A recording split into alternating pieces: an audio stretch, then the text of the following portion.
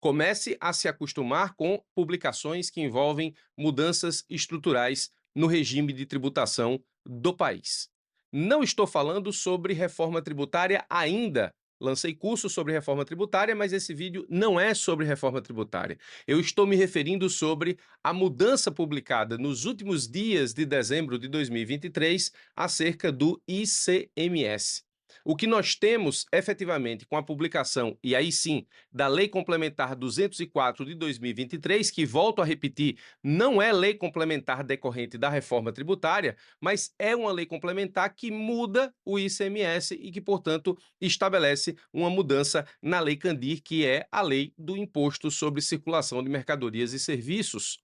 Trata-se aqui, na verdade, de uma publicação a partir da qual o Poder Legislativo, portanto, o Congresso Nacional, se ajusta à decisão do Supremo Tribunal Federal, se ajusta ao que entendeu o Poder Judiciário. Portanto, vamos analisar a partir de agora que mudança foi essa na Lei Candir. A Lei Candir, ela estabelece, lá no seu artigo 11, mas principalmente no artigo 12, a ideia de autonomia dos estabelecimentos ainda que pertencentes à mesma empresa, ainda que pertencentes ao mesmo titular.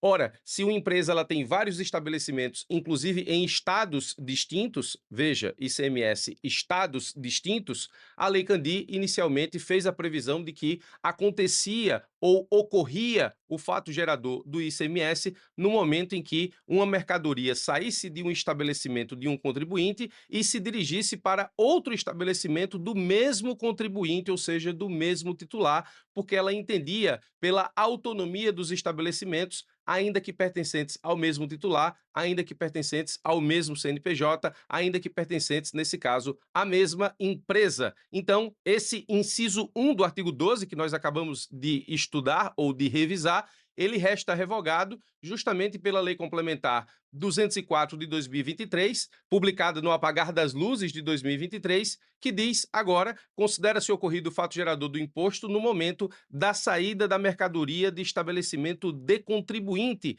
e não faz mais a ressalva, ainda que para outro estabelecimento do mesmo titular. Portanto, nós não temos mais a incidência do imposto do ICMS ou a ocorrência do fato gerador quando uma mercadoria ela sai de um estabelecimento de um contribuinte para outro estabelecimento do mesmo contribuinte, portanto, do mesmo titular. Isso não é novidade em termos de conhecimento jurídico. O Supremo Tribunal Federal, na ADC 49, em 2021, estabeleceu o seguinte entendimento: interpretando-se, segundo a Constituição da República, a circulação de mercadorias que gera incidência de ICMS é a jurídica. Presta atenção, porque a mudança do artigo 12, inciso 1, pela Lei Complementar 204 de 2023, te garante, em provas da advocacia pública, provas de procurador, acertar questões objetivas. Mas acertar questões subjetivas sobre o tema vai te exigir conhecimento sobre o que entendeu o Supremo Tribunal Federal na ADC 49, e aqui eu já chamo a atenção para a primeira grande característica dessa decisão. O Supremo entendeu que a incidência do ICMS se dá quando existe uma circulação jurídica da mercadoria. Entendo, assim, que o mero deslocamento entre estabelecimentos do mesmo titular, na mesma unidade federada ou em unidades federadas distintas, não é fato gerador de ICMS, sendo este o entendimento consolidado nesta Corte, guardiã da Constituição, que o aplica há anos e até os dias atuais. Como disse, não se trata, em termos jurídicos, de conhecimento novo, se trata de uma adequação legislativa ao que entendeu o Supremo. Ainda que algumas transferências entre estabelecimentos do mesmo titular possam gerar reflexos tributários, a interpretação de que a circulação meramente física ou econômica de mercadorias gera obrigação tributária é inconstitucional. Então, para responder isso em questões subjetivas, você teria que estabelecer o que é circulação jurídica de mercadoria, que nesse caso gera incidência do ICMS, e o que é circulação meramente física ou econômica de mercadoria, que não gera a incidência do ICMS. Então perceba que são conceitos apresentados pelo Supremo Tribunal Federal na ação declaratória de constitucionalidade 49 de 2021, que são extremamente importantes para fundamentar eventual questão subjetiva. Ao elaborar os dispositivos aqui discutidos, houve, portanto, excesso por parte do legislador. O Supremo estava justamente declarando a inconstitucionalidade aqui, exatamente do artigo 12, no que diz respeito à expressão, ainda que para outro estabelecimento do mesmo titular. Então, perceba que o Supremo ele já havia decidido muito antes da Lei Complementar 204 de 2023 que a circulação de mercadoria entre o mesmo titular, o mesmo contribuinte, entre a mesma empresa, ainda que essa circulação se dê entre estabelecimentos situados em estados distintos, não é fato gerador do ICMS, e aí o Supremo faz uma distinção entre o que é circulação jurídica de mercadoria e circulação meramente física ou econômica de mercadoria. O Supremo, ainda na mesma ADC, teve a oportunidade, por meio de embargos de declaração, de estabelecer uma modulação dos efeitos da inconstitucionalidade do dispositivo para que ela seja aplicada somente a partir de 1º de janeiro de 2024, disse o Supremo, no cenário de busca de segurança jurídica na tributação e equilíbrio do federalismo fiscal, julgo procedentes os presentes embargos para modular os efeitos da decisão, a fim de que tenha eficácia pró-futuro a partir do exercício financeiro de 2024, ou seja, a partir de 1º de janeiro de 2024. Perceba que, nesse caso, a Lei Complementar 204 de 2023, ela se adequou ao que entendeu o Supremo Tribunal Federal, ou ela, melhor dizendo, adequou a Lei Candy ao que entendeu o Supremo Tribunal Federal acerca da interpretação do artigo 12, inciso 1, do seu normativo, também no que diz respeito à vigência, porque se você for pesquisar a vigência, ela vai se dar justamente a partir de 1º de janeiro de 2024. Nós temos aqui um caso em que o Poder Legislativo se curva ao entendimento do Supremo Tribunal Federal, fazendo uma adequação legislativa a partir daquilo que entendeu a Suprema Corte.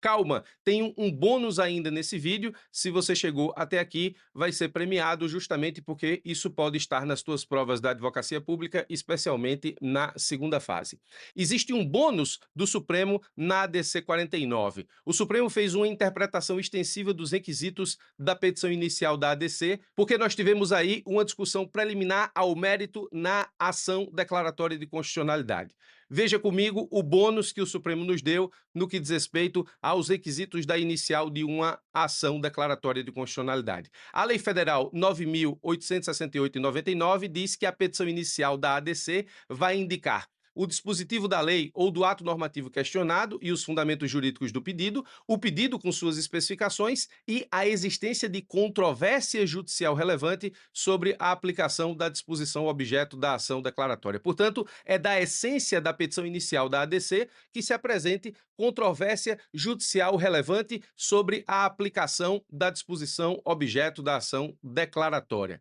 Controvérsia judicial dá a entender, por uma interpretação puramente literal, que estamos diante de uma controvérsia ou, portanto, de uma divergência dentro de decisões que envolvem a própria atuação do Poder Judiciário. Por isso, controvérsia judicial e essa interpretação literal, ela é muito plausível, uma vez que o próprio parecer do Ministério Público nessa ADC disse o seguinte: sabendo-se que, como condicionante para ajuizamento da ação declaratória de constitucionalidade, a Lei Federal número 9868/99 estabelece, em seu artigo 14, inciso 3, a demonstração de existência de controvérsia judicial relevante, em parecer apresentado aos autos pelo Ministério Público Federal, houve manifestação no sentido de não se encontrar preenchido tal requisito em razão de a discussão aqui posta já ter sido pacificada no STJ e no Supremo por meio da sistemática que vincula as instâncias inferiores. Então, o Ministério Público Federal, ele opinou aqui pelo não conhecimento da ADC,